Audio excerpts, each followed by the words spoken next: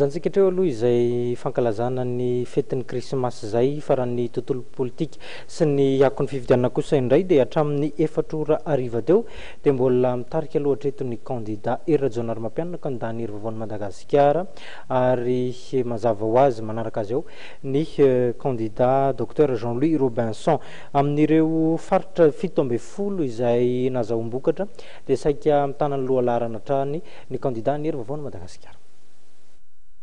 Mitarika amin'ny isam-bato ny candidat Erajonary Mampianana raha nivokatra navoaka ny Senita tamin'ny 4 ora sy 4 minitra hariva teo ny jereny. Vato 2,7 senina lasy telo etsy sy ray tapitrisa no azon'ny candidat laharana fahatelo na 1,7 faingo telopolo isan-jato ny vato manan-kery.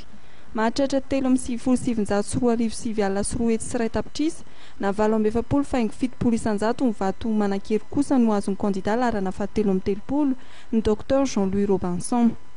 Raha nivokatra isam-paritra indray dia faritra 17 ny lohany hatrany ny candidat Erajonary Mampianana amin'ny isam-bato azo. Faritra 4 dia Sava, Melaky, Analanjirofo ary Atsinanana no mihoatra amin'ny 70 isan-jato ny vato azon'ny candidat Erajonary Mampianana. Tao amin'ny faritra Sava no nahazoany isam-bato ambony indrindra 5,70 faingo 5,30 isan-jato. Ankoatra ireo faritra 4 ireo dia faritra 13 no nihoatra ny 50 isan-jato ny vato azon'ny candidat Erajonary Mampianana. Anisan'ireny ny faritra Diana, Amoronmany, Matsiatra Ambony, Iorombe, Vatovavy Fitovinany. Faritra 5 kosa no nahazoany candidat laharana fahatelo amin'ny telopolo ny Dr Jean-Louis Robinson vato mihoatra ny 50 isan-jato raha nivokatra navoaka ny Senita tamin'ny 4 ora sy 4 minitra.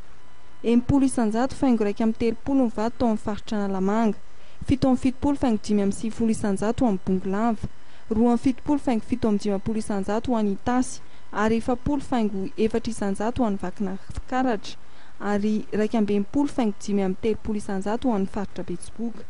Marihana fa mbola vokatra tsy feno avokoa ireo avy amin'ny faritra ireo. 7,20 isan-jato hatramin'ny 4,70 isan-jato ny Bron fandatsaham-bato no efa vita ny fampitahana raha nivokatra navoaka ny Senita tamin'ny 4 ora sy 4 minitra no jereny.